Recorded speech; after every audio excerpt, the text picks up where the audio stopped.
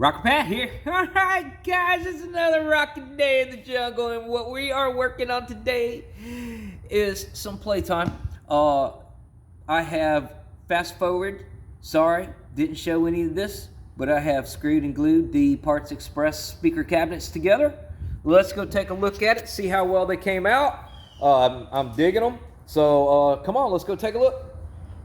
So, as you can see, I have, well, like I said, I've already screwed and glued them. They are nice and tight. The fit and finish of this was very, very nice. Things that I liked about it was everywhere that you need to put a screw in on the plate you're drilling this way through, there's already a screw hole. I mean, they've already drilled a hole. So you can line this all up, and then you can drill down this way. Okay, so yeah, really nice. Everything fit really tight together, snapped right in place. I mean, you could literally assemble it and walk away from it, not screw, no glue, and it'll stand here and hold itself. The back piece is, I mean, it's like it ain't coming out from the back side. You have to slide it. It has to slide upward. So yeah, they went together really nice. Some things I learned about to do with it is, number one, okay, so the things you're going to need to do this. The first thing I did was I sanded everything. Okay. The next thing I did is I laid out where my speakers were going to go, and I had to drill all these holes. Okay.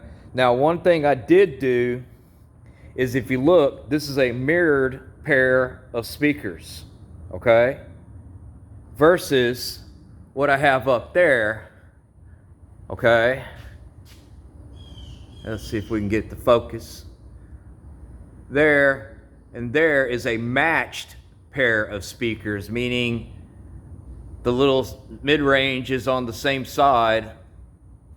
You know, it's like random picks of the litter, right? But this set is going to be mirrored. So what I did there, how I did that, is just flip that one over on top, figure out where I drilled the hole, blah, blah, blah. You get the deal. Some things you're going to need to get this job done. You're going to need a 1/8 inch drill bit, and then you are going to need an 11/64 drill bit. The purpose of the 11/64, the first thing you're going to do is you're going to drill, set it up, and you're going to drill down through this hole, down inside of the side, right? But you need the 11/64 to come back here to kind of countersink it. Or if you got some sort of countersink or whatever, I didn't have one, so I used an 11/64 so I can drop those down. Then basically just glue it together. It helps if you got a half a bottle of glue and halfway through you got to go to the store to get another bottle. That helps. Also helps to have a very large selection of hole saws so that you can get everything tight.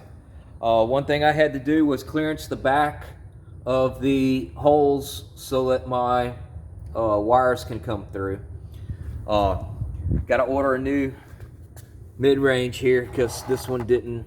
You know, it died. And it's funny because I had, you know, I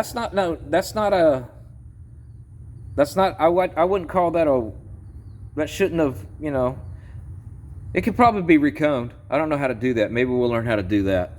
But obviously I'll be replacing that speaker. And this thing's heavy. Y'all don't know. Rocker Pat's got some rock going on.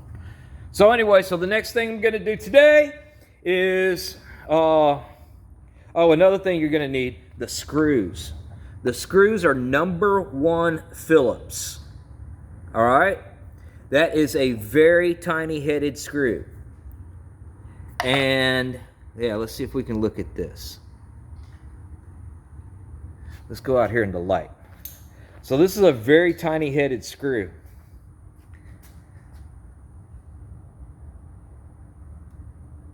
I mean, it's itty bitty.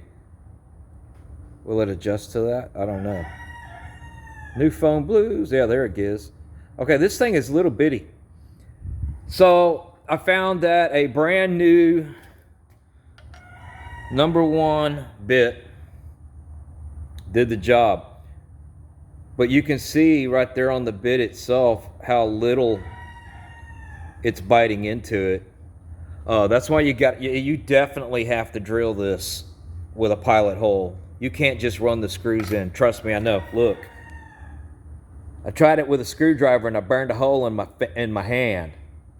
That's when I went and got a bit and used the drill. Just saying, sometimes you got to drill a hole in your hand before you figure out to use the actual drill. Just I don't know what's going on. So, as far as screws go, man, they give you plenty. This bag came in one of the speaker boxes, and this bag came with the other, and I had plenty out of just one bag, so don't worry about screws. But yeah, get you a brand new bit and use the driver and drill it first. So the next thing I'm going to do is I've got a bucket of water. I've already sanded these once to 320, but next I'm going to stain these. So the next deal in the process is I got a bucket of water right here and a rag. I am going to wet these down.